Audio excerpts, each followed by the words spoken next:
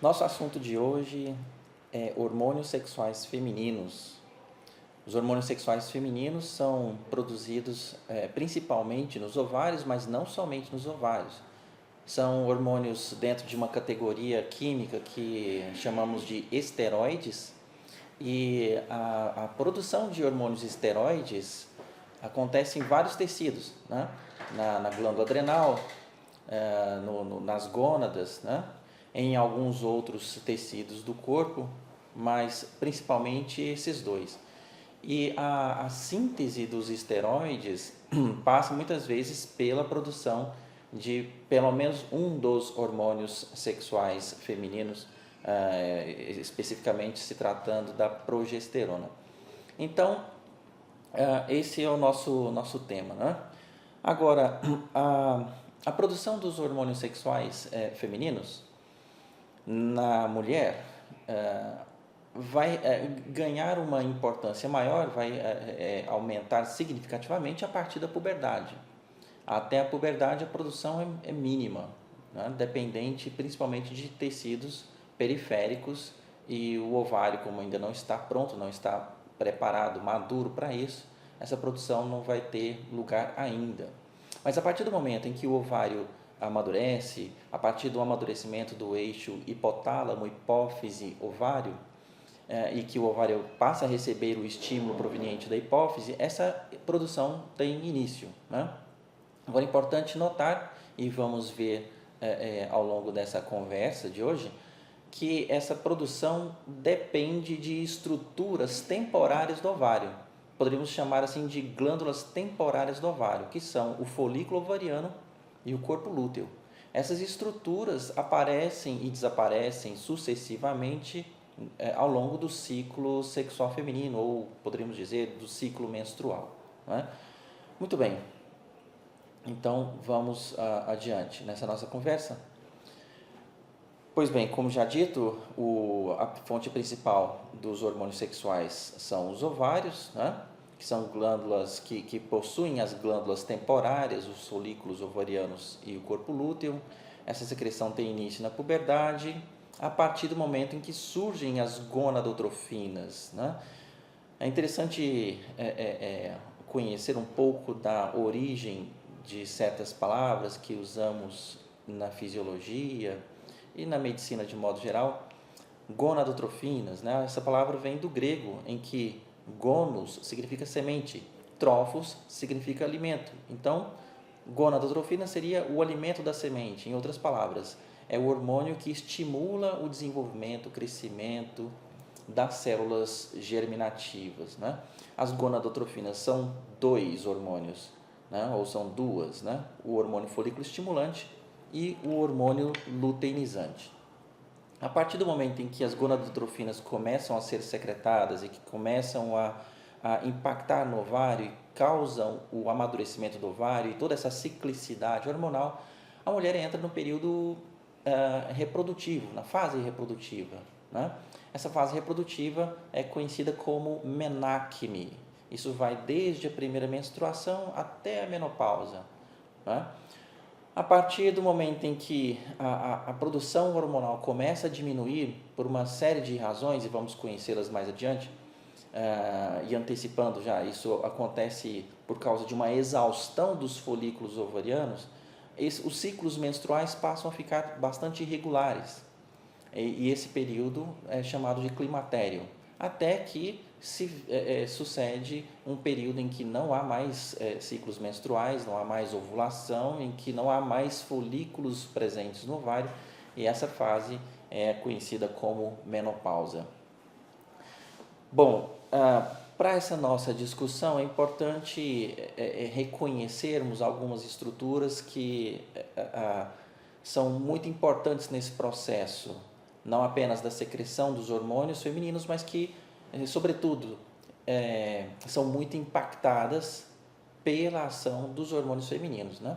Então, os hormônios sexuais femininos terão uma importância muito grande em todo o corpo feminino, mas com especial notoriedade sobre o aparelho reprodutor. Então é importante nós revermos, não com tantos detalhes, né, mas pelo menos revermos um pouco das estruturas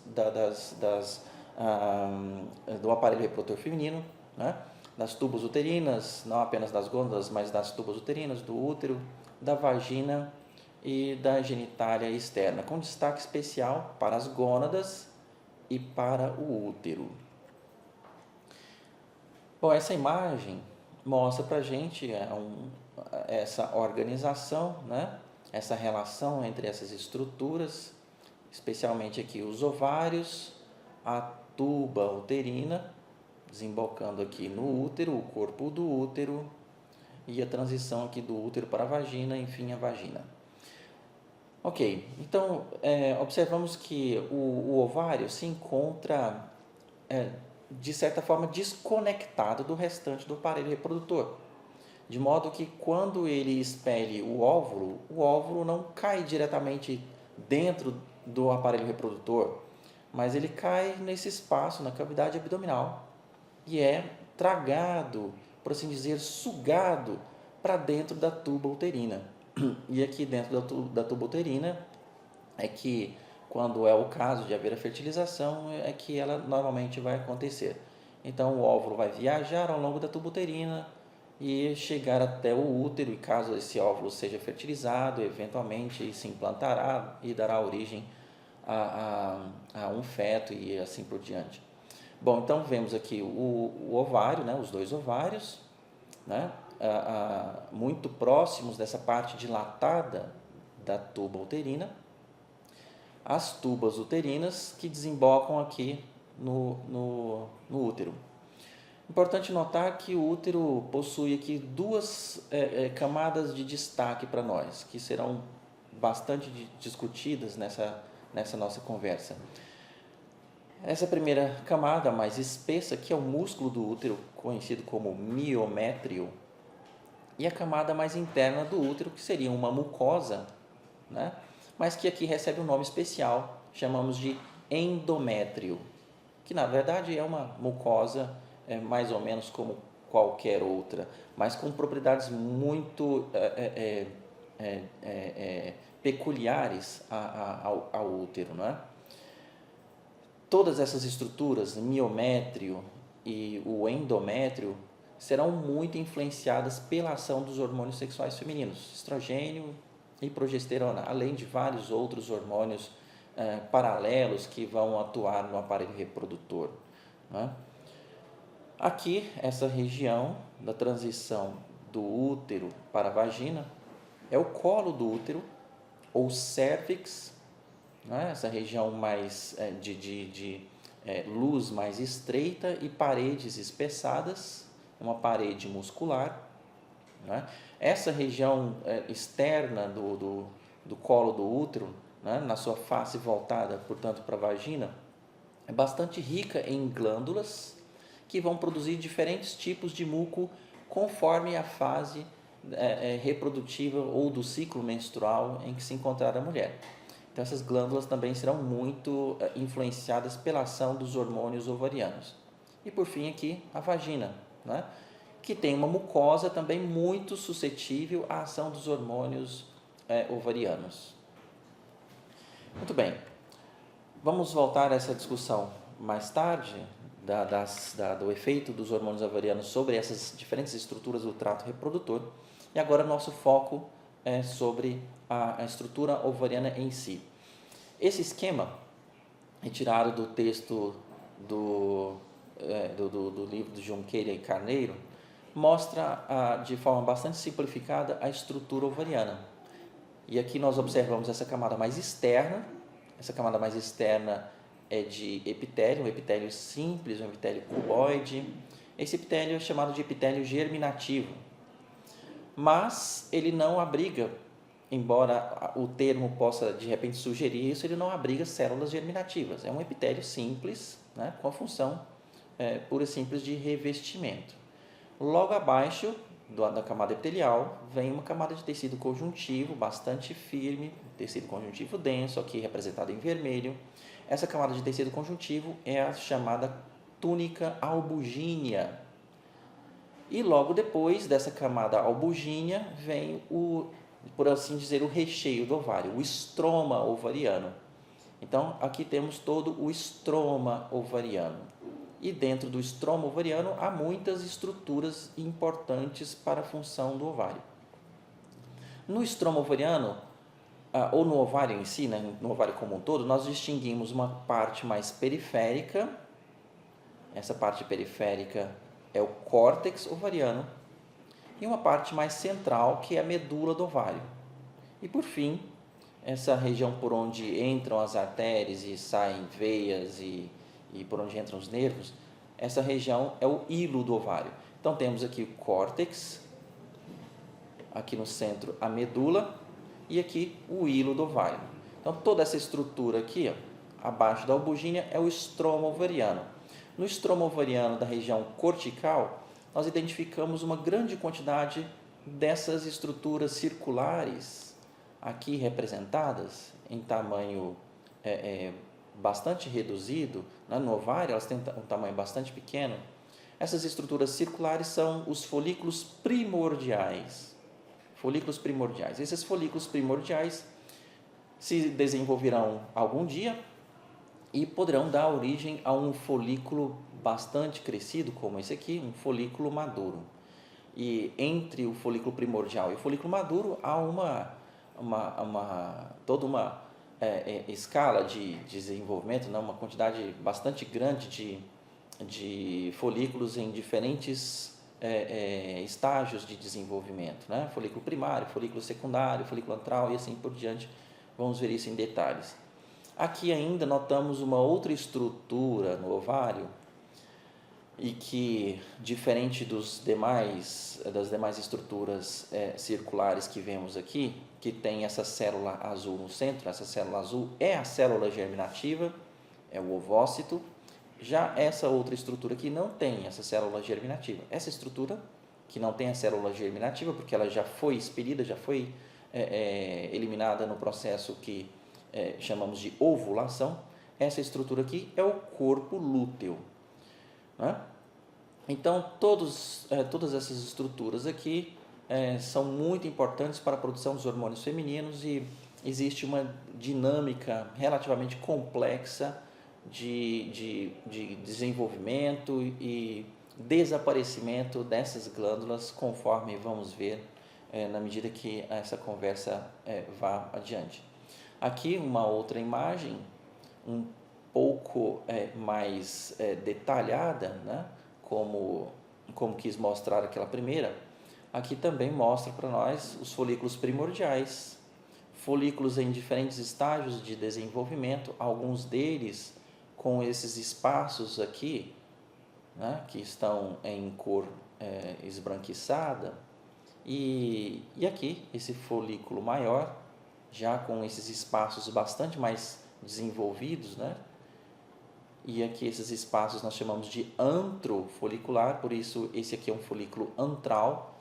E aqui esse antro fica tão grande que se junta aos demais e vai formar aqui um folículo vesicular, um folículo maduro, né? Que está prestes a sofrer o processo de ovulação aqui representado e depois a formação do corpo lúteo. Então, todas essas etapas nós vamos discutir passo a passo para entendermos bem como é que elas se formam. Bom, o folículo primordial tem dentro dele uma célula germinativa. Essa célula germinativa é chamada de ovócito. Agora, é interessante que esse ovócito provém de uma célula germinativa original que chamamos de ovogônia. Essa ovogônia se forma durante o desenvolvimento embrionário e durante esse processo, durante as primeiras semanas de gestação, as ovogônias que se localizam, são formadas num tecido extra-ovariano, elas se deslocam, elas migram para dentro do tecido ovariano, nas primeiras semanas de formação embrionária, e vão se multiplicando rapidamente, de forma que por volta da 20ª semana de gestação, já há um quantitativo em torno de 20 milhões de ovogônias nos dois ovários. 20 milhões de ovogônias. Ao mesmo tempo que elas estão se multiplicando, Paralelamente a isso, então, elas entram numa outra fase, num outro processo também de divisão celular, mas de divisão reducional, de meiose. Então, as ovogônias se multiplicam rapidamente, atingem um grande número e, ao mesmo tempo, muitas delas começam a entrar em meiose.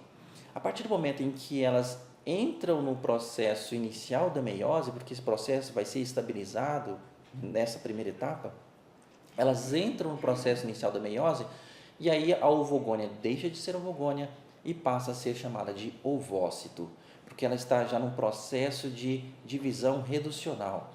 É a primeira fase da meiose. Nós sabemos que a meiose é dividida em meiose 1, meiose 2. Na meiose 1, a célula tem os cromossomos homólogos, mas as cromatinas são duplicadas. No processo, então, de divisão celular da meiose 1, para a formação do ovócito 1, as células, então, separam seus homólogos, mas as cromatinas permanecem duplicadas. E aí vai se formar o ovócito 1 e uma célula bem menor que fica com muito pouco do citoplasma, que é o corpúsculo polar, nesse caso, o primeiro corpúsculo polar.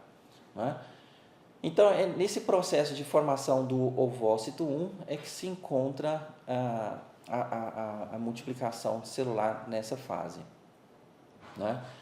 Muito bem, então essas células se originam das ovogônias, que vêm do saco vitelino, vão para dentro do ovário e se multiplicam ali.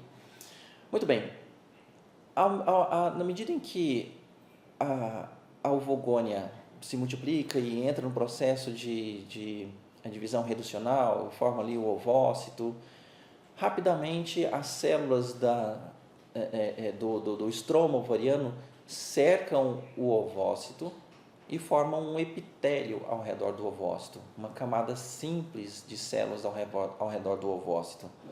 Essa camada de células ao redor do ovócito, vamos ver aqui numa outra imagem que deve mostrar isso melhor, aqui.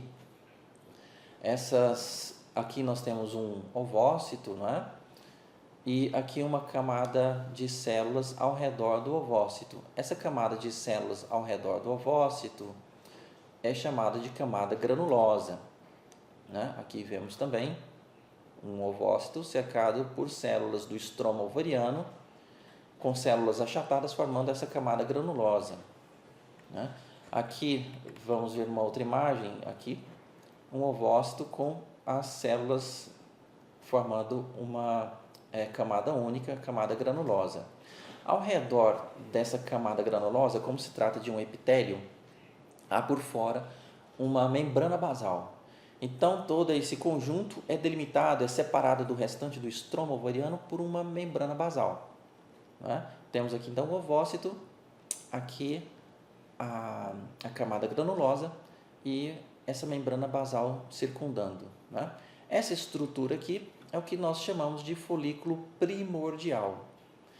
Muito bem, então a menina, quando chega à idade, à fase do nascimento, daqueles cerca de 7 milhões de folículos primordiais que se formaram, de ovogônias e que deram origem aos folículos primordiais que se formaram, serão reduzidos a aproximadamente 2 milhões de folículos primordiais. Então, veja, de 7 milhões para 2 milhões. Essa diferença que se perdeu, que desapareceu por um processo conhecido como atresia folicular. Então, muitos desses folículos se perdem ao longo do tempo, no processo chamado de atresia folicular. Muito bem, ocorre que esses folículos primordiais têm uma tendência a espontaneamente, portanto, independente do hormônio folículo estimulante, esses folículos têm a tendência de se desenvolver espontaneamente para o estágio mais avançado de folículo primário. O estágio de folículo primário, o que distingue é que o folículo é maior e as células granulosas são mais globosas, mais cuboides, diferentes dessas células granulosas do folículo primordial, que são células mais achatadas. Muito bem. Então, esse é um desenvolvimento espontâneo. Mas, felizmente, esse processo não acontece todo de uma vez. Então, gradativamente, as células, os folículos primordiais vão entrando num processo de desenvolvimento e passando para o estágio de folículo primário. Isso desde a vida fetal. Então, desde as primeiras semanas de gestação, essas células vão se modificando e o folículo primordial vai passando para o estágio de folículo primário. Claro que não todos os folículos primordiais, porque quando o folículo primordial passa para o estágio de folículo primário, ele passa a ser dependente do hormônio folículo estimulante para continuar o seu desenvolvimento.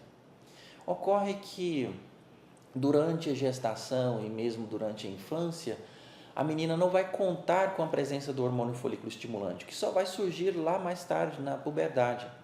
Então, todos aqueles folículos primordiais que se desenvolvem e passam para o estágio de folículo primário, acabam, por falta do hormônio folículo estimulante, sofrendo um processo de degeneração.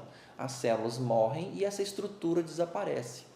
Portanto, esse processo de colapso do folículo primordial é chamado de atresia folicular. E é nesse processo de atresia folicular que aqueles cerca de 5 milhões de folículos dos 7 milhões originais foram perdidos e ao nascimento a menina tem mais ou menos uns 2 milhões desses folículos.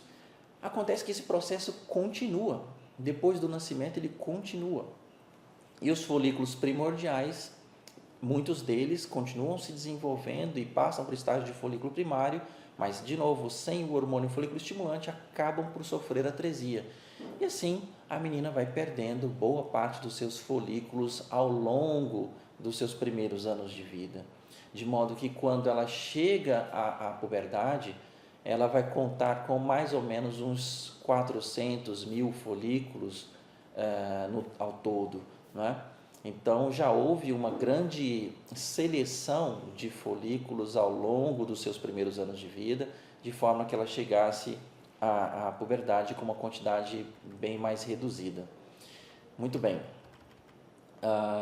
Então, voltando aqui, os estágios de desenvolvimento dos folículos ovarianos são o estágio de folículo primordial, folículo primário, e a partir daqui ele passa a ser dependente do hormônio folículo estimulante, depois passando para estágios mais complexos, mais desenvolvidos, folículo secundário, antral e maduro. Vamos ver cada um desses estágios e discutir esse desenvolvimento na medida que formos conversando. Muito bem, então temos aqui o folículo primordial e aqui já um folículo primário. Aqui um outro folículo primário com o ovócito aqui ao centro, né? E isso nós vamos encontrar em grande quantidade na região periférica cortical do estroma ovariano. Muito bem. Então, os folículos primordiais têm aproximadamente 20 micrômetros, até 20 micrômetros de diâmetro. Os folículos primários podem chegar a 120 micrômetros de diâmetro, né? Aqui já temos um folículo secundário. Ele já tem uma quantidade muito maior de células granulosas. As células granulosas se multiplicaram e formaram várias camadas. Continuam sendo cercadas aqui pela membrana basal, como a gente observa, aqui em vermelho, em destaque. Mas essa imagem traz para nós uma outra camada de células que não havia nas estruturas anteriores, que é essa camada externa aqui. Então, a gente observa que existem, na medida que o folículo se desenvolve, começam a aparecer aqui algumas outras células ao redor do folículo, que na verdade fazem parte do folículo. O folículo incorpora também essas células. E essas células aqui formam uma camada que chamamos de teca. Aqui então está a teca. São células do estroma ovariano que se organizam num arranjo concêntrico ao redor do folículo e que tem uma participação muito importante, fundamental na produção dos hormônios sexuais e também na nutrição do folículo, porque a camada de células granulosas, como qualquer outra camada epitelial, como qualquer epitélio, não é vascularizada. Então, a nutrição do folículo, das estruturas mais profundas do folículo, depende dos vasos sanguíneos, do estroma ovariano, e que passam aqui na região da teca. Então, a teca é uma camada vascularizada e, portanto, funcionaria mais ou menos como se fosse uma camada mucosa, ou melhor, uma lâmina própria, né, de uma camada mucosa, e aqui o epitélio dessa mucosa, né? Na verdade, é essa, né, camada da teca que vai fornecer a nutrição, né, o suporte nutricional e hormonal. As células da granulosa e o ovócito vão receber as gonadotrofinas por meio do sangue que está presente aqui nos vasos sanguíneos que irrigam a teca. Ok, então, esse desenvolvimento dos folículos é um processo bastante longo. Desde o estágio de folículo primordial até o estágio final de folículo maduro, até a ovulação, se passam várias semanas, entre 80 e 90 dias. Portanto, a ovulação, o desenvolvimento de estágio de folículo primordial até a ovulação, não ocorre ao longo de um único ciclo menstrual, mas ele ultrapassa 2 ou 3 ciclos, porque é um processo prolongado. Então, os folículos que começam a desenvolver num determinado ciclo menstrual, eventualmente só vão ovular 2 ou 3 ciclos adiante, porque é um processo de desenvolvimento que toma bastante tempo, né? Várias semanas. E é interessante notar que esse desenvolvimento dos folículos ovarianos ocorre num processo que chamamos de ondas foliculares. O que seriam essas ondas foliculares? Os folículos, a cada dia, não todos, obviamente, mas alguns folículos, grupos de folículos, entram em desenvolvimento e saem do estágio de folículo primordial e passam até o estágio de folículo primário, e na presença do hormônio folículo estimulante, que existe nessa fase da vida, durante a menacme, né? Os folículos continuam o seu desenvolvimento de folículo primário até folículo secundário e assim sucessivamente, né? E essa escala toda de desenvolvimento aí vai levar várias semanas, chegando a 80, 90 dias. Pois bem, então essas ondas foliculares acontecem dia a dia. Então, a cada dia, alguns folículos entram em desenvolvimento e um exército, uma reserva de folículos primordiais ficam ainda adormecidos, prontos para desenvolver-se a qualquer instante. Esse processo de desenvolvimento de folículo primordial em folículo primário, como já dissemos, é um processo espontâneo, regulado por fatores locais, mas que não é ainda um processo conhecido em detalhes. A partir de folículo primordial, esse processo passa a ser dependente do hormônio folículo estimulante. Muito bem. Então, essas ondas foliculares vão recrutando os folículos que vão avançando nesse processo de desenvolvimento, né? Nem todos os folículos terão a oportunidade de chegar ao processo de ovulação. Veja que quando a menina chega à puberdade, ela tem mais ou menos uns 400 mil folículos, mas desses 400 mil folículos, apenas cerca de uns 400, veja só a diferença, apenas uns 400 folículos serão ovulados ao longo de toda a vida reprodutiva. Todos os demais sofrerão atresia em algum momento do seu desenvolvimento, mas terão também bastante importância na medida em que, ainda que eles não cheguem ao estágio de folículo maduro e que não tenham a oportunidade de ovular, os folículos em crescimento têm uma participação muito importante na medida em que eles produzem hormônios sexuais, né? Estrogênio e progesterona, notadamente estrogênio. Então, não apenas o folículo que vai até o processo de ovulação, mas também os folículos que crescem e que acabam por sofrer atresia têm uma participação, um processo, nesse processo de formação hormonal. Aqui nós vemos uma outra imagem mostrando um folículo já bem mais desenvolvido, aqui um folículo secundário, Veja que há várias camadas de células granulosas cercadas aqui por uma membrana basal, que aparece aqui em destaque, e por fora aquelas células em arranjo concêntrico. Nessa imagem não aparece com tanto detalhe, mas veremos em outra.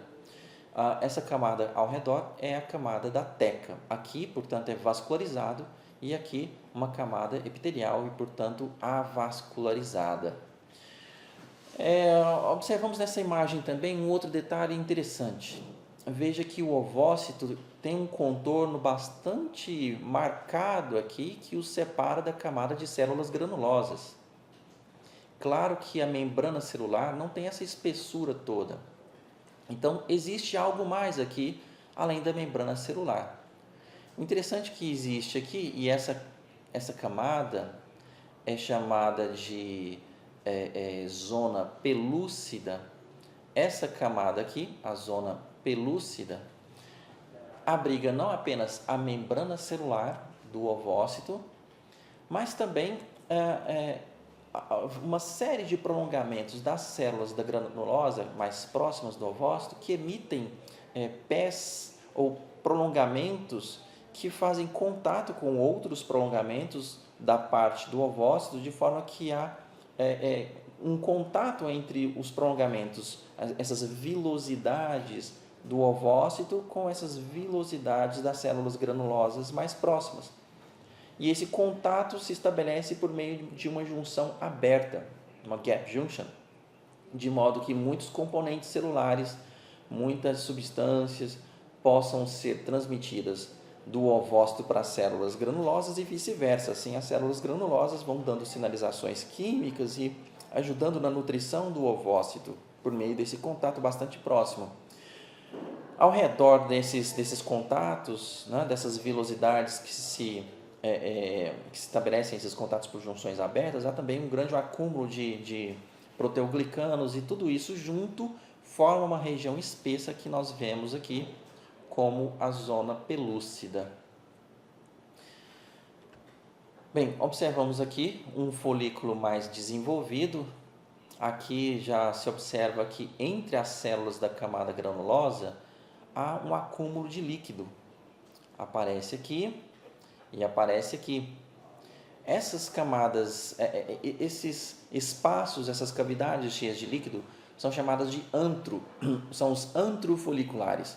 Esses antros são preenchidos por uma grande quantidade de hormônios, estrogênios principalmente, mas também vários outros hormônios, inibina e várias outras substâncias. E essa camada vai se acumulando, vai crescendo, até que uma cavidade dessas se une a outra e mais outras e acabam por formar praticamente uma cavidade única. Isso vai acontecer no folículo já mais desenvolvido, no folículo maduro. Nesse estágio aqui, nós podemos classificar esse folículo como folículo antral. Então, vemos aqui o antro folicular e aqui o ovócito ao centro. Aqui as células do estroma ovariano formando a teca. De novo, aqui um folículo mais desenvolvido. Vemos que o antro folicular já se coalesceu, né, os antros vizinhos, e formaram uma cavidade praticamente única.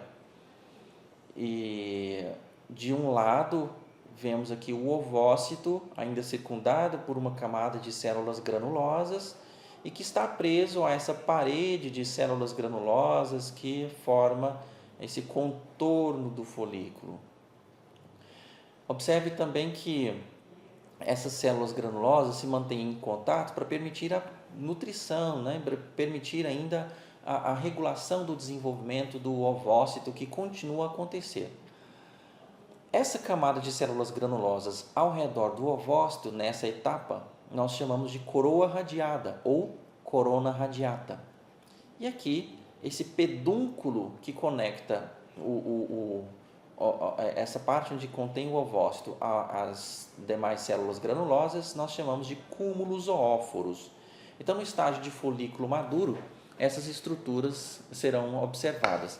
Veja também que ao redor das células granulosas, né, como de praxe, temos aqui membrana basal, que não aparece em destaque, mas notamos a presença das células da teca.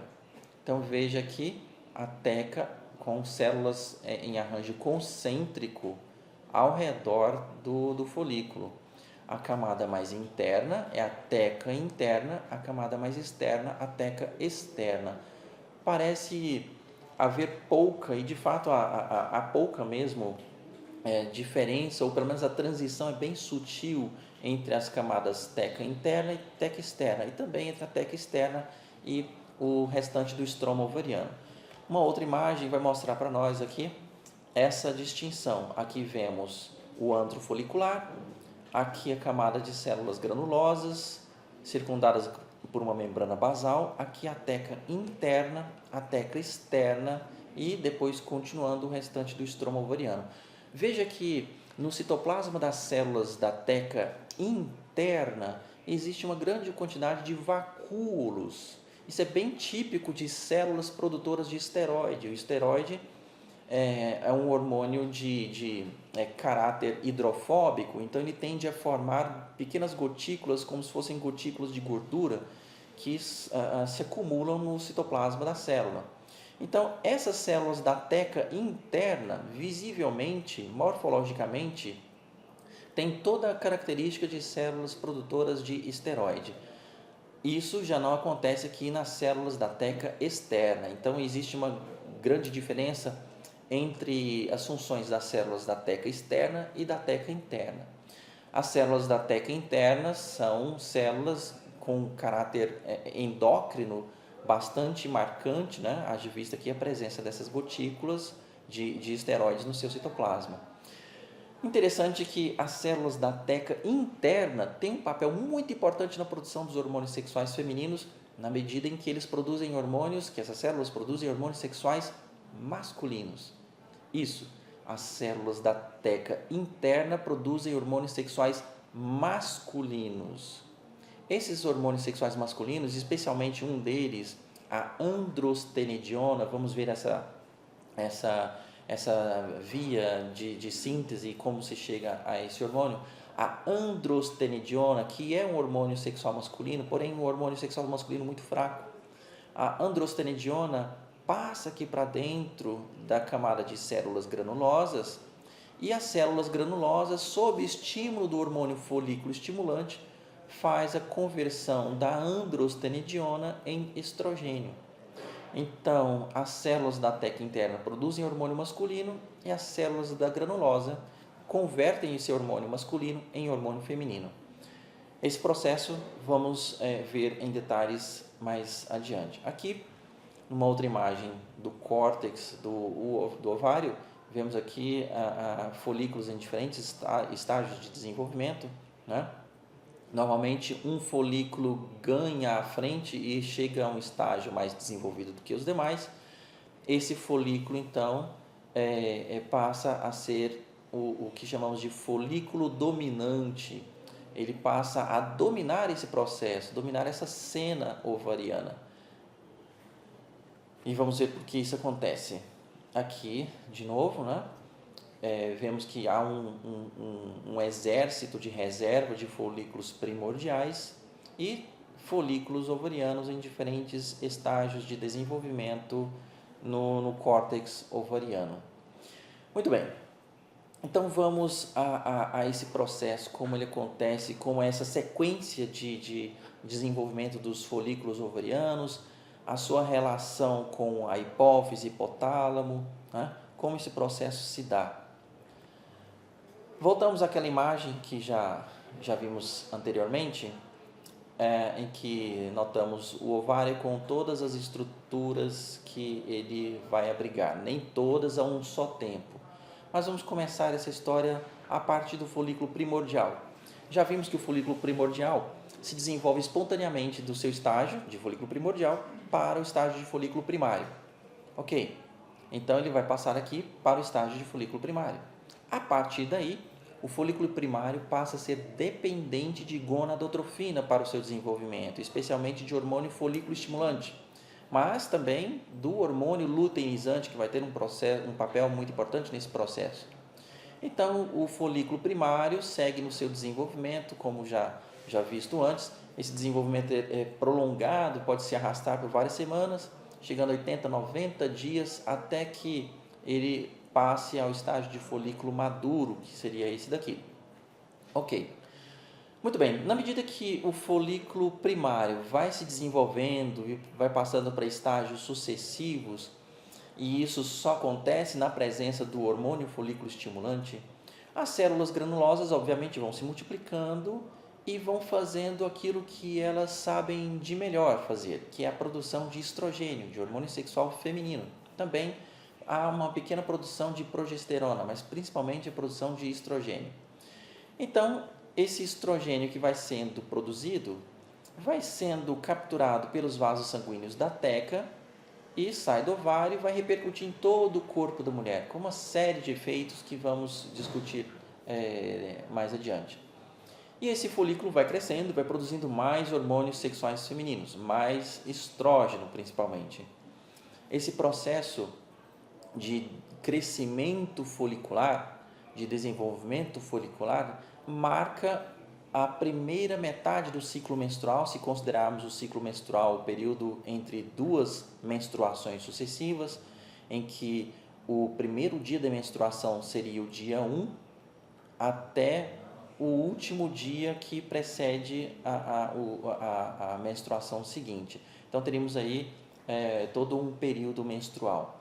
Então, desde o primeiro dia da menstruação até a ovulação, que normalmente acontece em meados do ciclo menstrual, esse período de tempo é o que nós chamamos de fase folicular. Na fase folicular é um período em que os folículos crescem, se desenvolvem bastante, porque há uma grande quantidade de hormônio folículo estimulante presente.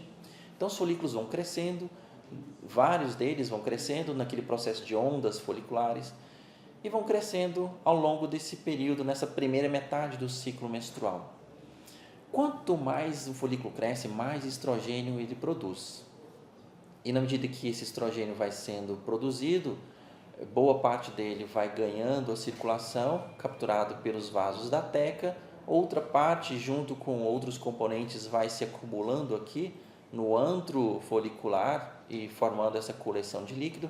Então, o processo de crescimento folicular resulta na produção de grande quantidade de estrógeno, que é drenado do ovário, mas que também se acumula junto com outras substâncias ali dentro do antro folicular. Esse processo vai continuando.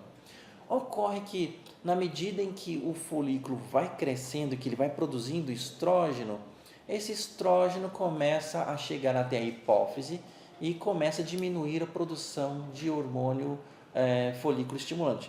Vamos ver numa imagem aqui mais adiante, para entendermos esse processo de forma melhor. Ok, então, aqui nessa imagem, nós vemos a relação entre, de um lado, as gonadotrofinas e, de outro, os hormônios ovarianos. Então, durante a fase folicular, durante a primeira metade do ciclo menstrual, os folículos vão crescendo, vão se desenvolvendo e vão produzindo cada vez mais hormônios estrogênios, né?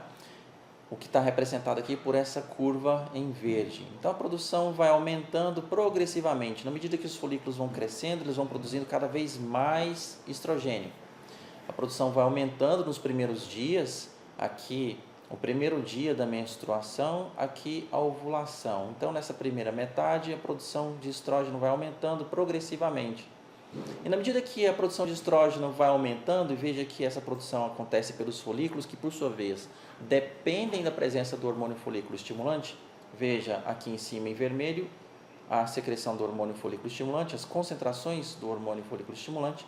Na medida em que o estrógeno aumenta, a produção e secreção de hormônio folículo estimulante diminui. Essa diminuição caracteriza o processo de retroalimentação negativa, de feedback negativo. Portanto, o estrogênio acaba influenciando a glândula hipófise, diminuindo a produção de gonadotrofina, diminuindo a produção de estrogênio, de hormônio folículo estimulante. E assim segue até um pouco antes da ovulação. A produção de estrogênio vai ficando cada vez maior e a produção de hormônio folículo estimulante cada vez menor. Parece um contrassenso, porque já que o hormônio folículo estimulante é o hormônio que dá o sinal, que estimula a produção de estrogênio pelo folículo em crescimento, como pode o folículo crescer e continuar a produzir hormônio folículo estimulante, produzir estrogênio, se por outro lado a produção e liberação de hormônio folículo estimulante está cada vez menor? Então parece que tem um contrassenso aí, né? Bom, então esse mecanismo marca esse processo marca um mecanismo de feedback negativo, de retroalimentação negativa, aumenta o estrogênio, diminui o hormônio folículo estimulante. Ocorre que, na medida em que os folículos vão crescendo e que vão produzindo mais estrógeno, as células foliculares acabam sendo alvo do seu próprio hormônio, do estrógeno, um processo que nós chamamos de secreção autócrina, né? A célula granulosa produz um hormônio que influencia o seu próprio comportamento, e essas células granulosas, influenciadas pelo seu próprio estrógeno, passam a produzir mais receptores para o hormônio folículo estimulante. Então, de um lado, essas células estão produzindo mais estrógeno, mas estão ficando cada vez mais sensíveis ao hormônio folículo estimulante. Porém, vimos que há vários folículos em desenvolvimento. Um deles deve se tornar um folículo dominante, que vai prevalecer sobre os demais. O que vai marcar essa dominância é que as células granulosas desse folículo maior, desse folículo dominante, tiveram tempo de se tornar mais sensíveis, acabaram sendo mais influenciadas pelo estrógeno e se tornaram mais sensíveis ao hormônio folículo estimulante, num ambiente e num momento em que há uma redução progressiva do hormônio folículo estimulante. Ora, então o hormônio folículo estimulante está diminuindo, mas a sensibilidade das células granulosas está aumentando. Não obstante haja uma redução da presença do hormônio folículo estimulante, as células continuam respondendo bem a esse hormônio. Só que isso é um processo que vai acontecer com muita eficiência naquele folículo que já está bastante crescido. Os folículos menores estão ainda menos sensíveis ao hormônio folículo estimulante e, portanto, a redução da presença desse hormônio, do FSH, vai fazer com que esses folículos percam o seu estímulo para a continuidade do desenvolvimento. Assim, o folículo que já está mais desenvolvido continua a se desenvolver, porque ele continua muito sensível ao FSH, embora a secreção do FSH esteja diminuindo. E os folículos menores, como estão menos sensíveis ao FSH, que está diminuindo, acabam entrando em processo de degeneração, aquele processo de atresia folicular. Então, apenas um folículo normalmente, a não ser em raros casos em que mais de um folículo ovula, mas normalmente um folículo apenas de um dos ovários vai chegar a esse estágio de folículo maduro, enquanto todos os outros, ou a maior parte dos demais folículos que estavam a meio caminho, acabam sofrendo atresia. Alguns ainda permanecem para continuar o seu desenvolvimento no ciclo seguinte, mas boa parte deles sofre atresia. Assim, mais alguns folículos serão perdidos.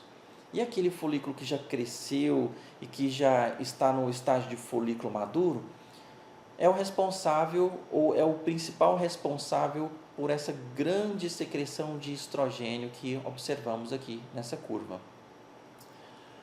Ok, já nesses últimos dias de desenvolvimento do folículo, nesse estágio de folículo maduro, as células granulosas aqui já começam a sofrer um processo de modificação. As células os vasos sanguíneos da teca interna começam a se infiltrar na camada granulosa, e essa camada granulosa já começa a sofrer uma modificação. E a produção de progesterona começa a aumentar um pouquinho já a partir dessa fase. em questão de horas, aquele processo que era de feedback negativo, com redução progressiva da secreção de FSH e também uma baixa secreção de hormônio luteinizante, por causa dessa inibição que era feita pelos hormônios ovarianos, em algumas horas esse processo de feedback negativo muda para feedback positivo. A explicação ainda não é uma unanimidade, não é um processo inteiramente conhecido, mas há algumas hipóteses. O fato é que esse processo, então, de feedback negativo muda subitamente para feedback positivo e a secreção de FSH que vinha diminuindo, de repente, aumenta significativamente. A mesma coisa acontece com o hormônio folículo, o hormônio luteinizante. A secreção dele vinha bem diminuída e, de repente, há um aumento muito expressivo da secreção do hormônio luteinizante. Essas ondas de secreção acontecem algumas horas antes da ovulação, 10, 12 horas antes da ovulação. E esse processo é fundamental para que ocorra a ovulação. Muito bem, então aquela onda pré-ovulatória de hormônio luteinizante, de hormônio folículo estimulante, causa uma modificação, uma transformação nas células da granulosa, e essas células da granulosa passam a produzir progesterona, também estrógeno, mas também passam a produzir progesterona, algo que até então elas não faziam. Elas passam a expressar receptores para o hormônio luteinizante e passam a produzir também progesterona. Essas células da granulosa, elas vão crescer bastante, vão se hipertrofiar e vão ocupar esse espaço que antes era ocupado pelo líquido do folículo, né? Então, nesse processo de ovulação, o óvulo é expelido e aquele ovócito, que era o ovócito 1, vai sofrer a segunda etapa da meiose e vai dar origem mais tarde ao ovócito 2, especialmente se ocorrer a fertilização, e permanece aqui, né, essa estrutura, esse arcabouço do folículo, que vai ser envolvido, vai ser invadido, né, por sangue, vai haver uma hemorragia pelos vasos superficiais do ovário, essa estrutura vai se encher de sangue e vai passar a ser chamada de corpo hemorrágico, que vai durar algumas horas. Essa hemorragia vai tornar essa estrutura aqui como um pequeno hematoma, e com o passar do tempo, 2, 3 dias depois, esse hematoma vai sendo absorvido, as células da granulosa vão crescendo, vão ocupando esse espaço e dá origem ao corpo lúteo que vemos aqui. O corpo lúteo continua a crescer e tornar uma estrutura maior. O corpo lúteo tem esse aspecto mais amarelado, embora em não todas as espécies ele tenha essa cor amarelada, mas algumas espécies produzem um pigmento, um carotenoide chamado de luteína, de cor amarela, que vai dar essa cor ao corpo lúteo, né? Muito bem, esse corpo lúteo então será o grande responsável pela produção da progesterona nessa segunda metade do ciclo menstrual. Vamos voltar aqui àquela curva de secreção hormonal. Muito bem, então na segunda metade do ciclo menstrual, com a formação do corpo lúteo, a produção de progesterona aumenta significativamente. A produção antes era muito pequena, feita pelo folículo em crescimento, mas agora pelo corpo lúteo passa a ser bastante expressiva, como também é bastante significativa a produção de estrógeno. Ok, então esse corpo lúteo, uma vez formado, terá um período de duração de aproximadamente 12 dias, porque o sinal que ele recebeu do hormônio luteinizante garante que essas células sobrevivam por esse período de tempo. E isso é praticamente invariável. Na maioria das espécies, dos mamíferos, esse processo acontece assim. Essa segunda metade do ciclo sexual, ou essa parte após a ovulação, né? Na mulher seria o ciclo menstrual, então após a ovulação, a duração do ciclo do corpo lúteo é por um período definido, aproximadamente de 12 dias. Se esse corpo lúteo não receber um estímulo adicional para que ele continue produzindo progesterona e esse processo continue, ele vai sofrer um processo natural de degeneração. Então, a cada ciclo menstrual após a ovulação, o corpo lúteo se forma e ele vai durar aproximadamente 12 dias. Caso depois da ovulação tenha havido uma fertilização, a formação de um embrião e esse embrião eventualmente se implante no útero, e quando isso acontece, essa implantação vai acontecer mais ou menos em torno do 7º a 9º dia após a ovulação. A partir do momento em que o embrião se implanta no útero, ele começa a produzir um hormônio, uma gonadotrofina do embrião, gonadotrofina coriônica, que é um hormônio muito semelhante ao hormônio da mãe, ao hormônio luteinizante. Então, essa gonadotrofina coriônica dá um sinal para o corpo lúteo para que ele continue a produzir progesterona e assim ele não vai sofrer regressão. O corpo lúteo então permaneceria no ovário por várias semanas, passando a ser chamado então de corpo lúteo gestacional.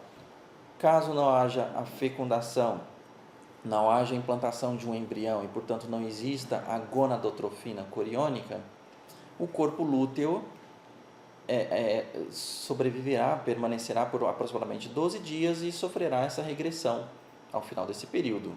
Esse corpo lúteo, responsável por esse aumento da produção de progesterona na segunda metade do ciclo menstrual, é o corpo lúteo menstrual.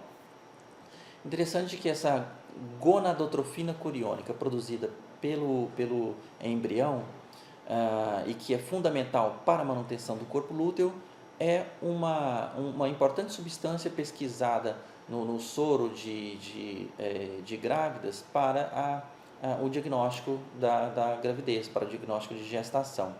Né? Muito bem, então voltamos aqui àquela figura do ovário. Vemos que na medida que o folículo vai se desenvolvendo, ele vai produzindo estrogênio e esse estrogênio vai diminuindo a produção do hormônio folículo estimulante, até o momento em que esse processo reverte de feedback negativo para feedback positivo, ao pico de secreção de FSH, um pico de secreção de hormônio luteinizante. E há, então, a ovulação e a formação do corpo lúteo. Muito bem. Esses hormônios, aqui o hormônio, os hormônios gonadotróficos, têm a sua produção estimulada por um hormônio de origem hipotalâmica, que é o hormônio liberador de gonadotrofinas, o GnRH. Então, o GnRH é que dá o sinal para que a hipófise produza os hormônios FSH e LH. Estes, por sua vez, vão estimular tanto o desenvolvimento folicular quanto a formação e estruturação do corpo lúteo e a formação, então, dos hormônios estrogênio e progesterona. Ok. Na medida em que o estrogênio, então, vai sendo secretado, ele vai produzindo uma série de transformações no corpo da mulher. Dentre essas transformações, na própria estrutura do folículo, como vimos, o estrogênio estimula a expressão de mais receptores para o FSH nas células da granulosa, o que torna as células granulosas, especialmente dos folículos maiores, mais sensíveis ao hormônio folículo estimulante. Né? O estrógeno também faz efeitos importantes na tuba uterina, fazendo com que a tuba uterina fique mais móvel, que as células do epitélio da tuba uterina apresentem mais cílios e que esses cílios apresentem movimentos no sentido de direcionar o ovócito na direção do útero, de movimentar o ovócito na direção do útero. Há a produção de um fluido, de uma secreção também que ajuda nessa migração do ovócito na direção do útero. Então, tudo isso é estimulado pelo estrogênio. O estrogênio também age sobre o útero e estimula o útero a se contrair, a produzir contrações que vão ser importantes no processo da fertilização, facilitando a ascensão do espermatozoide até a tuba uterina. Na verdade, o que se observa é que o estrogênio tem um efeito sobre as células do miométrio, sobre o músculo do útero, aumentando a expressão de receptores para a ocitocina. A ocitocina é um hormônio da hipófise, da neurohipófise, que estimula a contração do útero. Então, na presença de altas concentrações de estrogênio, e isso vai acontecer durante a fase folicular, o útero fica mais suscetível à ação da ocitocina. Outro efeito importante que o útero, que o estrogênio possui sobre o aparelho reprodutor é que ele faz com que o colo do útero se relaxe e se abra, permitindo a comunicação entre o ambiente uterino e o ambiente vaginal, e que, portanto, permitiria a passagem de espermatozoides durante o coito, né? Vamos ver aqui, voltar para a síntese de hormônios esteroides. Muito bem. Vemos aqui nesse slide que a síntese de esteroides começa com a presença do colesterol. Esse colesterol pode ser tanto proveniente do sangue, né, colesterol da dieta, ou pode ser produzido dentro das próprias células esteroidogênicas, né, das células ovarianas. Então, o colesterol, uma vez produzido na célula ou sendo captado pela célula, passa por uma primeira transformação e é convertido em pregnenolona. Essa pregnenolona pode ser depois convertida nessa via chamada de delta 4 em progesterona, e a progesterona, por sua vez, em 17-hidroxiprogesterona. Esses dois hormônios aqui são os progestágenos, progesterona e 17-hidroxiprogesterona, em que a progesterona é o hormônio de maior destaque, né? É o progestágeno mais importante. Alternativamente, a pregnenolona pode ser convertida em 17-hidroxipregnenolona, e essa 17-hidroxipregnenolona convertida em desidroepiandrosterona. Então, veja que a partir do colesterol, na síntese de esteroides, a pregnenolona pode dar origem a 17-hidroxiprogesterona ou dar origem aqui a desidroepiandrosterona. Tanto um como o outro darão origem aqui a um metabólito comum, que é a androstenediona, que é o hormônio sexual masculino produzido pelas células da teca interna. Então, durante esse processo da esteroidogênese, há a produção de progesterona e a produção de androstenediona. Durante a fase folicular, há produção de progesterona. Tem a produção de progesterona, mas a maior parte da progesterona é usada para ser convertida em androstenediona. Então, acaba que a produção de progesterona, a progesterona que vai para o sangue, vai em uma quantidade menor, né? O que vemos nessa imagem que vimos anteriormente, aqui, que a secreção de progesterona durante a fase folicular é bastante pequena e que começa a aumentar no finalzinho, nos 2 últimos dias da fase folicular, e passa a ser bastante expressiva já durante a fase progestacional, né? A segunda metade do ciclo menstrual. Então, voltemos aqui. Então, percebemos que a progesterona é um metabólito intermediário nesse processo da síntese dos hormônios sexuais, né? Que passa pela fase de androgênio, pela etapa de androgênio, de androstenediona. Essa androstenediona, uma vez produzida, boa parte dela é capturada pelas células, se difunde para dentro da camada granulosa, e dentro das células da granulosa vai ser convertida em estrona, que é um dos estrógenos, um hormônio sexual feminino, e esse estrógeno, a estrona, pode ser, por sua vez, convertida em 17-beta-estradiol, que esse, por fim, é o estrogênio mais importante, o secretado em maior quantidade e o mais potente. A androstenediona, por sua vez, ainda pode ser convertida em testosterona. E isso acontece tanto dentro do folículo e depois também no corpo lúteo, né, como também em tecidos periféricos. Então, a androstenediona vai dar origem à testosterona e a testosterona, por sua vez, dá origem ao 17-beta-estradiol.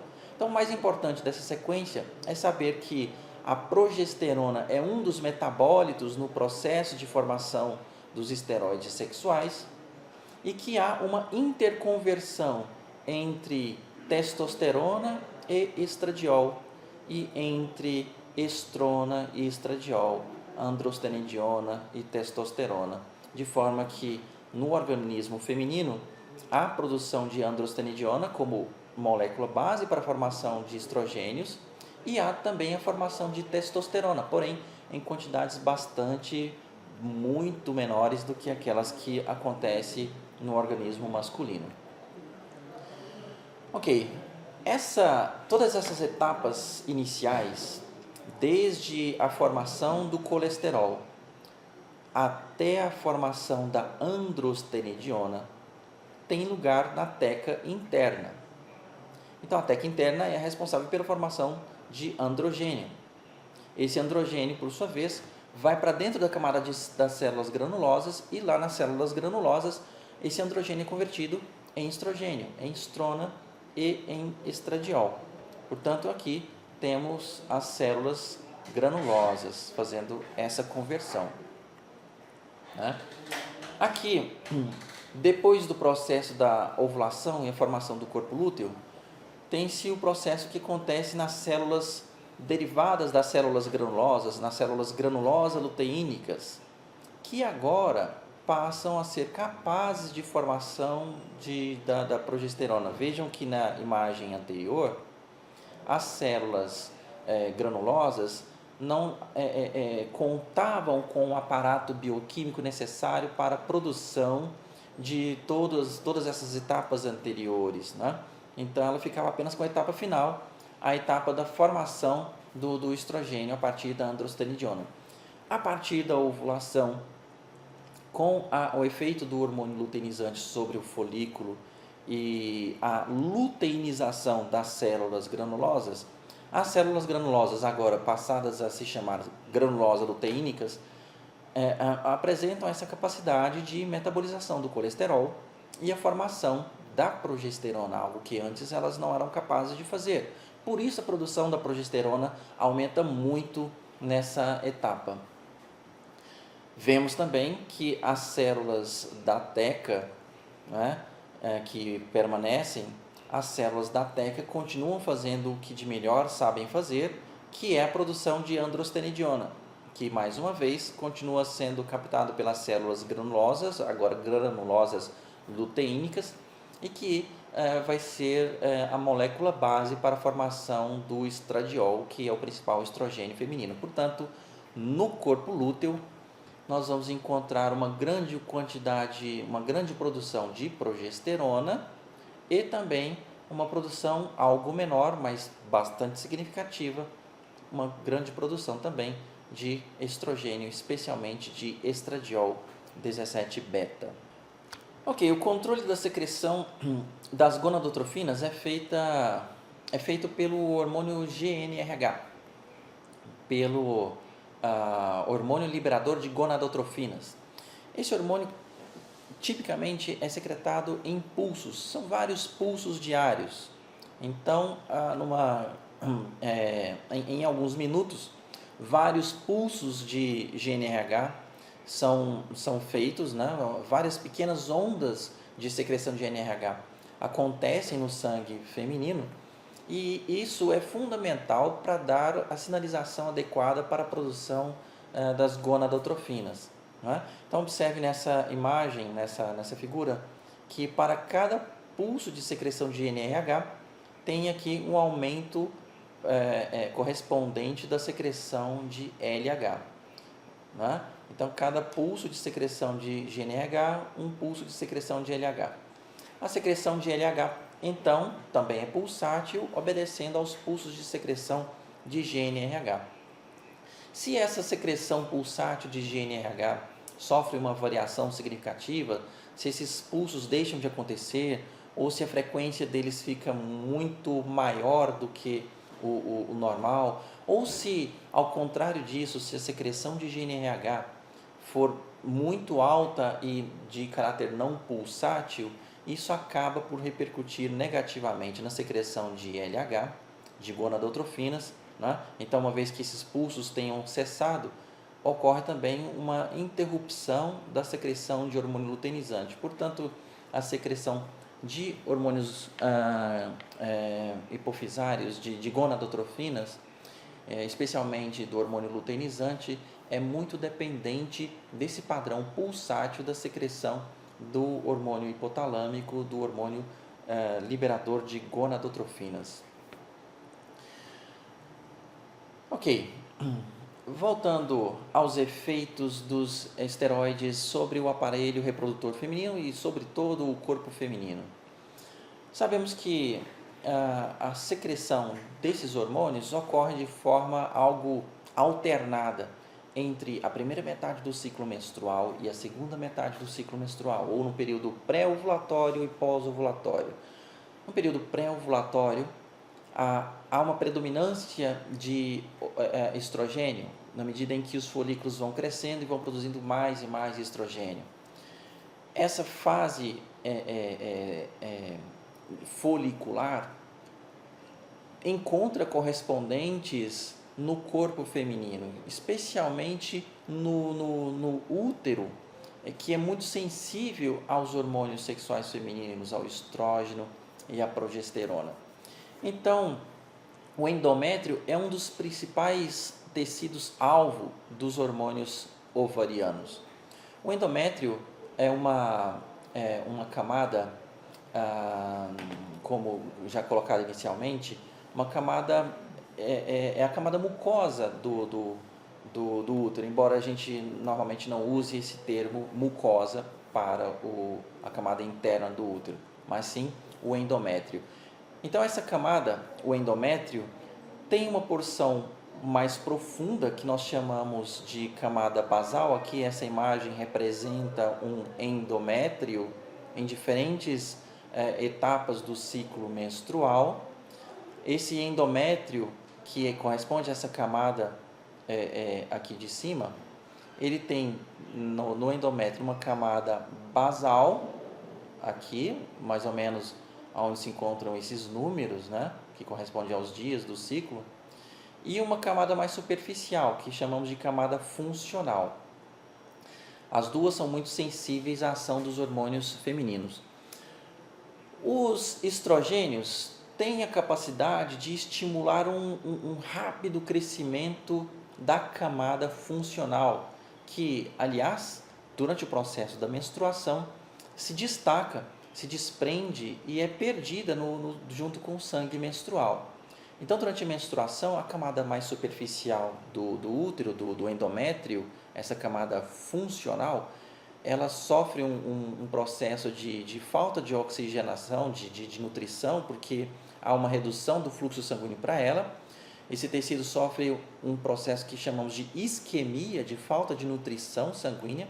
As células morrem e acabam por se desprender junto com alguma quantidade de sangue, né? Então, essa camada que se desprende é a camada mais superficial do endométrio, a camada funcional do endométrio.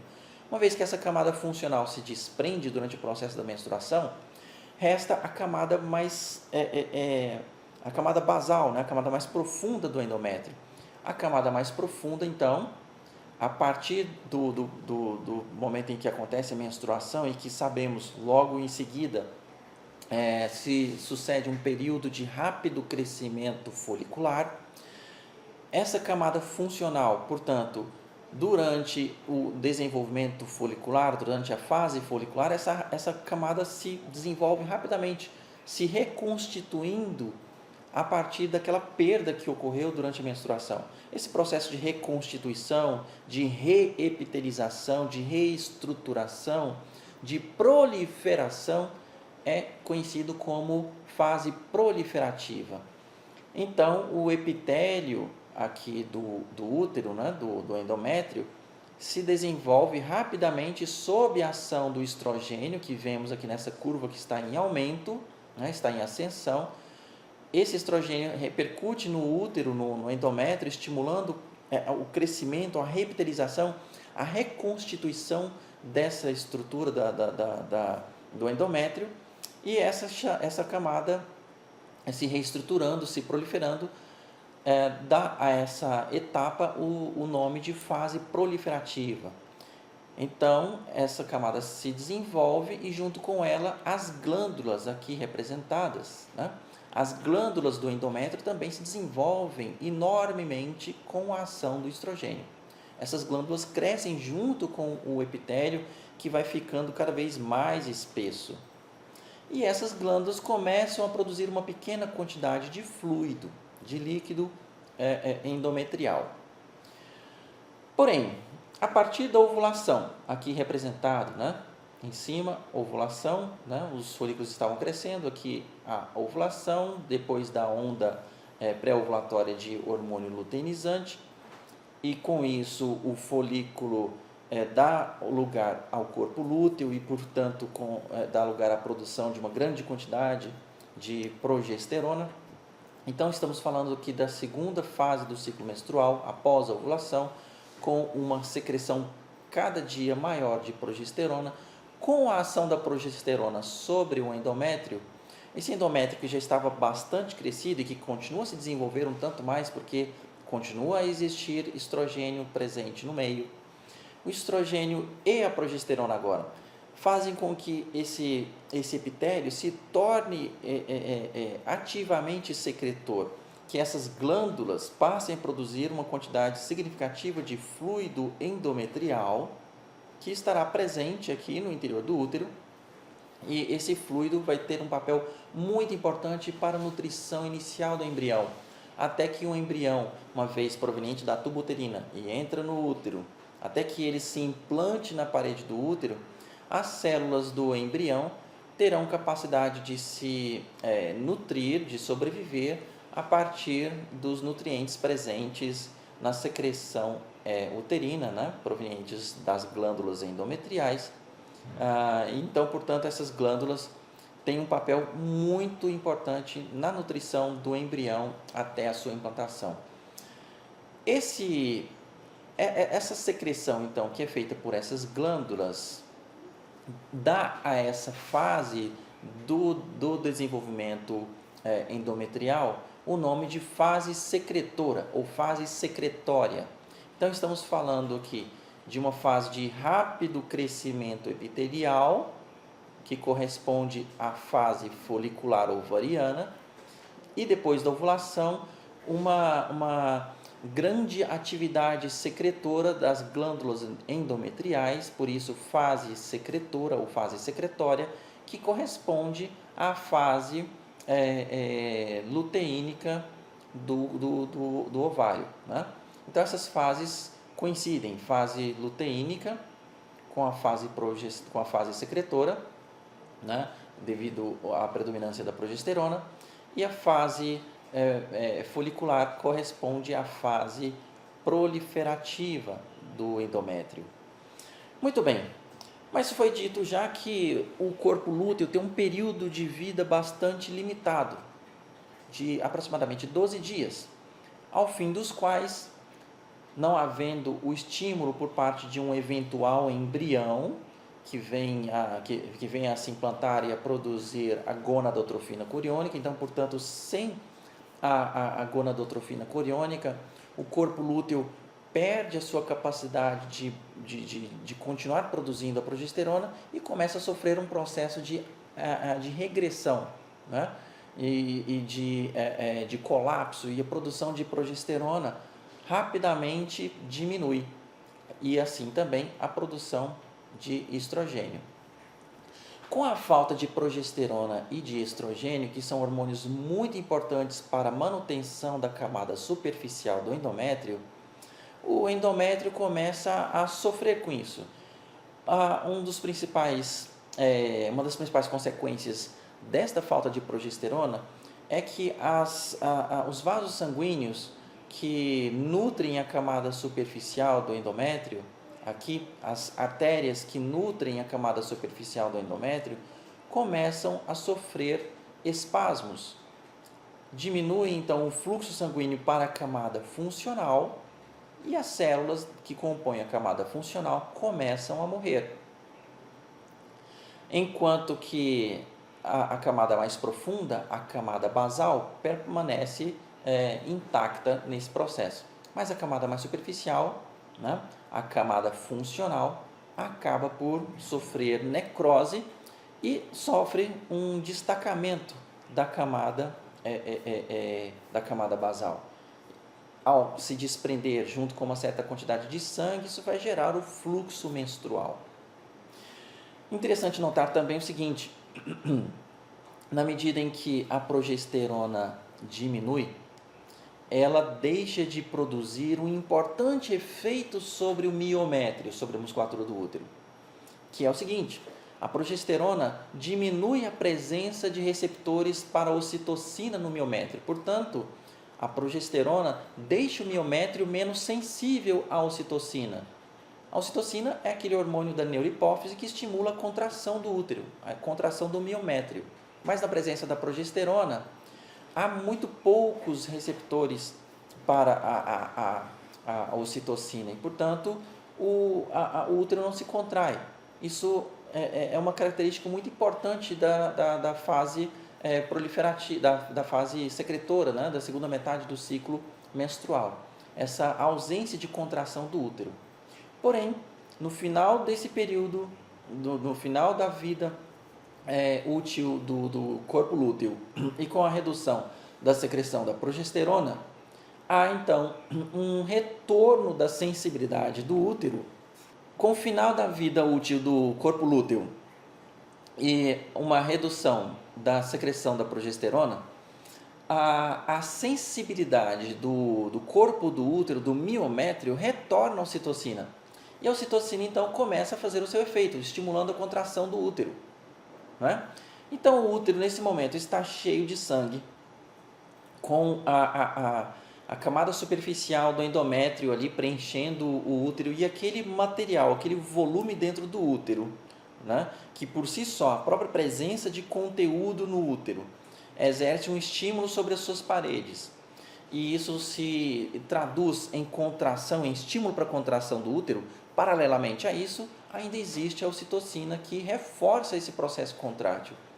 Isso vai resultar nas famosas cólicas uterinas, né? O útero então vai se contrair para poder expulsar esse material. Então, esse efeito de contração uterina depende da falta da progesterona, que vai acontecer no finalzinho então do ciclo menstrual, com a regressão do corpo lúteo e ao mesmo tempo com a necrose das camadas superficiais do endométrio. Muito bem, outro efeito muito importante que os hormônios sexuais produzem é sobre o colo do útero, sobre a cervix, que é aquela comunicação entre o útero e a vagina.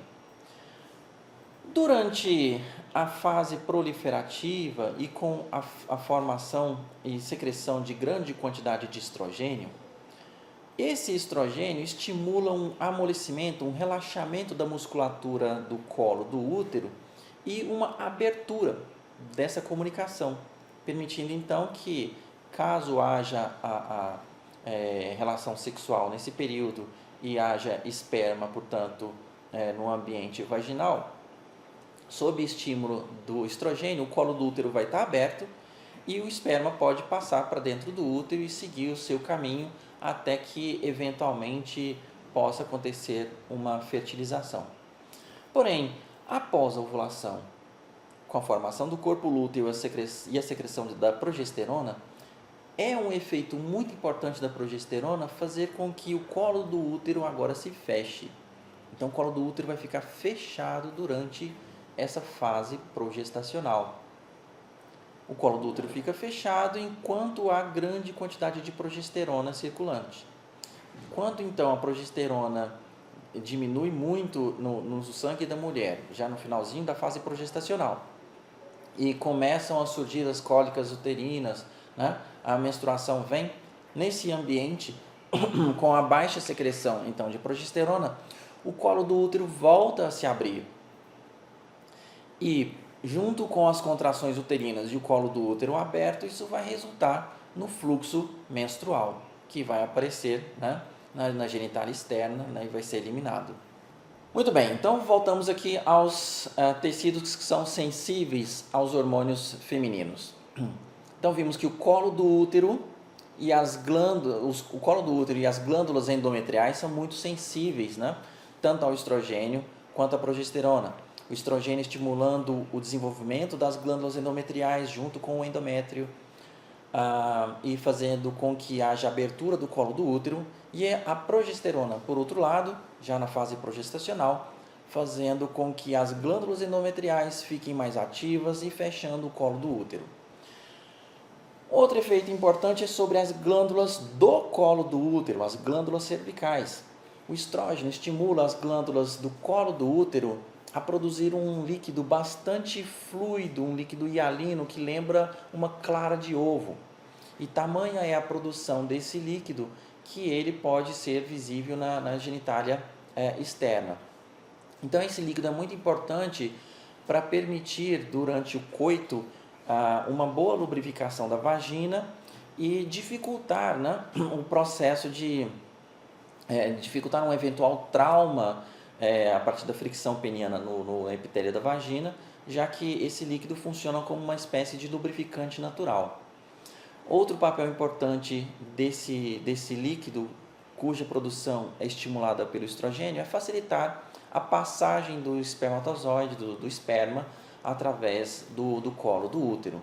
Então isso vai acontecer durante a fase proliferativa, especialmente nos últimos dias da fase proliferativa, no período ali periovulatório. A partir da ovulação e a formação do corpo lúteo e com a ação da progesterona, essas glândulas cervicais passam a produzir um outro tipo de muco, ou um muco com uma consistência diferente e feito numa quantidade, produzido numa quantidade bastante menor. Então, durante a fase progestacional, o colo do útero, além de fechado, vai ter as suas glândulas produzindo um muco bastante viscoso, um muco turvo, viscoso, que vai funcionar como uma espécie de tampão que vai fechar o colo do útero e impedir a passagem não apenas de esperma, mas também dificultar a passagem, a entrada de micro-organismos que poderiam eventualmente contaminar o ambiente uterino. Então o útero se mantém estéril, né, por causa desse fechamento do colo do útero e a presença desse muco tamponando, né, o colo do útero. A vagina é um outro órgão muito sensível aos hormônios sexuais. O estrogênio faz com que a vagina produza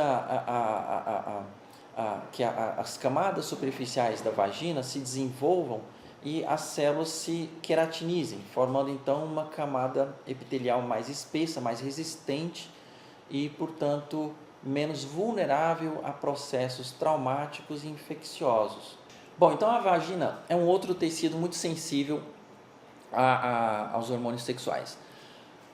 Sabemos que o estrogênio tem a capacidade de estimular muito o desenvolvimento do epitélio da vagina, tornando ele com mais camadas, né, uma camada superficial, queratinizada e bastante resistente ao contato mecânico, especialmente do pênis, e também a eventuais processos infecciosos. Um outro aspecto interessante é que o estrogênio estimula as células da camada superficial da vagina, do epitélio, das células epiteliais superficiais, a acumularem no seu citoplasma pequenas quantidades de glicogênio. Na medida em que essas células destacam-se do epitélio da vagina, que elas se descamam, as bactérias normalmente presentes na vagina vão fazer a fermentação desse glicogênio. E a fermentação dele vai resultar na formação de lactato, de ácido lático, o que vai contribuir para a redução do pH vaginal. Esse pH ácido é importante para controlar a flora bacteriana vaginal e dificultar o desenvolvimento de bactérias patogênicas, e também funciona como uma espécie de espermicida, né? Funciona já como uma forma de seleção natural, né, do esperma, que aliás tem um pH alcalino, né? E aí esse pH alcalino do esperma acaba neutralizando um pouquinho esse pH ácido vaginal bastante típico. As tubas uterinas, como já foi dito, com a ação do estrogênio, o epitélio das tubas uterinas fica mais ativo, produz maior quantidade de fluido de secreção, e as células epiteliais passam a desenvolver cílios que batem no sentido do útero, né? Movimentando o óvulo e eventualmente o embrião na direção do útero. A genitália externa é muito sensível aos hormônios sexuais, especialmente ao estrogênio. Então a genitália feminina se desenvolve, cresce significativamente na puberdade, desenvolvendo os pequenos lábios, os grandes lábios, né? Os pelos pubianos se desenvolvem não apenas pela ação do estrogênio produzido pelo ovário, mas também pela androstenediona, tanto de origem ovariana, mas também de origem adrenal.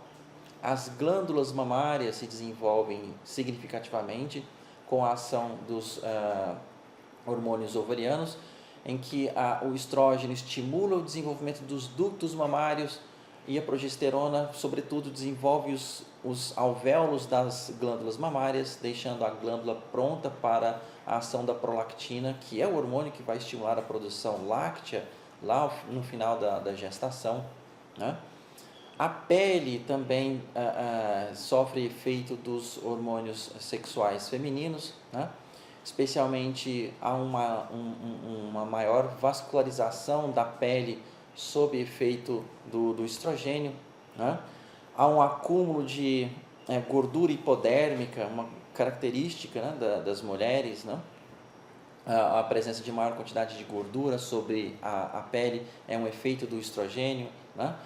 A temperatura corporal, esse é um efeito bastante importante, embora seja uma alteração muito sutil, mas a progesterona tem a capacidade de aumentar a temperatura corporal de forma muito pouco perceptível, mas ela é capaz de aumentar por cerca de 0,5 grau Celsius a temperatura corporal. Isso tanto na segunda metade do ciclo menstrual, na fase luteínica, na fase progestacional, quanto também durante a gravidez. Então, se a mulher afere a temperatura basal, que seria aquela temperatura registrada ao acordar, né? Logo pela manhã, antes de qualquer esforço físico, né? Para que a temperatura corporal não se eleve por causa dos movimentos pelas contrações musculares. Então, se a temperatura corporal for aferida logo pela manhã, ao longo de todo o ciclo menstrual, a mulher vai conseguir notar que logo de um dia para o outro, a temperatura sofre uma elevação que se sustenta por alguns dias. Isso corresponde à temperatura na fase progestacional, e essa elevação da temperatura, esse efeito termogênico, é um efeito observado pela ação da progesterona. Outros efeitos importantes é sobre o tecido ósseo, especialmente o estrogênio tem um efeito muito importante como osteoprotetor. Sabemos que após a menopausa, a mulher perde naturalmente uma grande quantidade de massa óssea por causa da falta do estrogênio, que tem esse efeito osteoprotetor, inibidor da reabsorção óssea, né?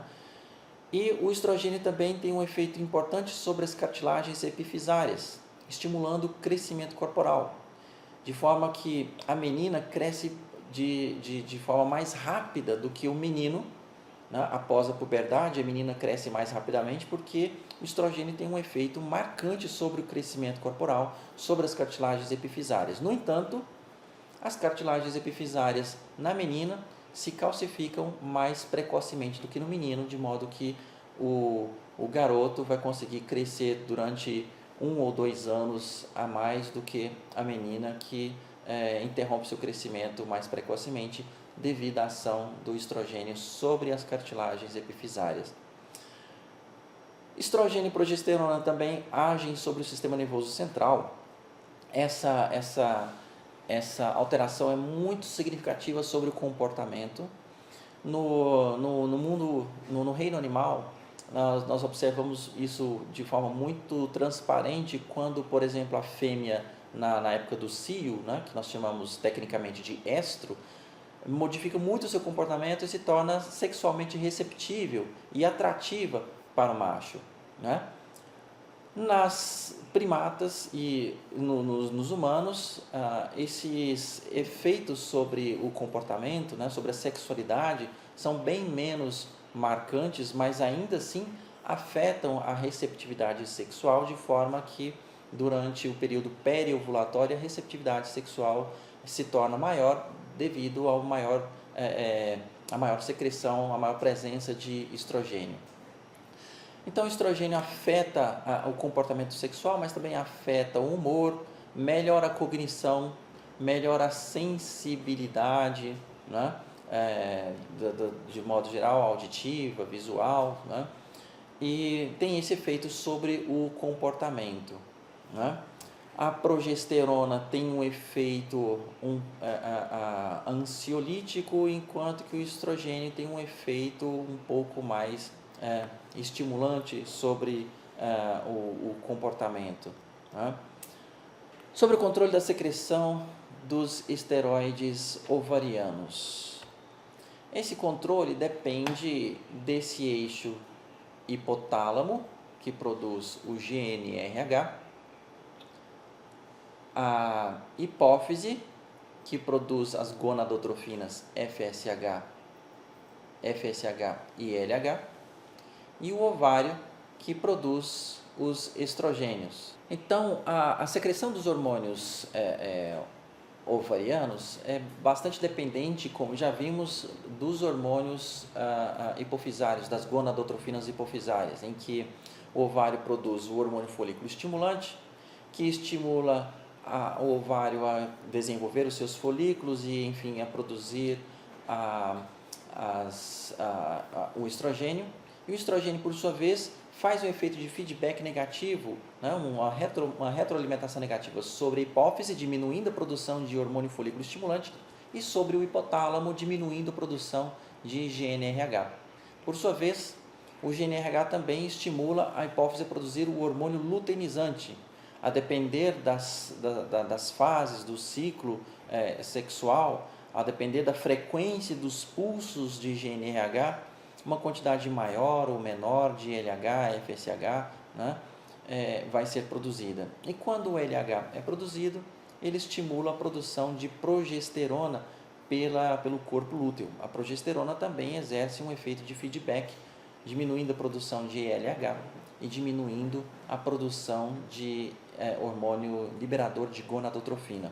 Paralelamente, existe também aí um terceiro fator hormonal, um peptídeo conhecido como inibina. Esse peptídeo é produzido pelas células granulosas e provavelmente seja ele o responsável, a partir da sua produção, pelo feedback negativo sobre a hipófise, diminuindo a produção de FSH. Então, o FSH estimula a produção de estrógeno, mas também de inibina, e essa inibina diminui a produção do FSH. Assim, nós fechamos esse controle hormonal, né, que envolve aí os eixos hipotálamo, hipófise, gônada, nesse caso, o ovário.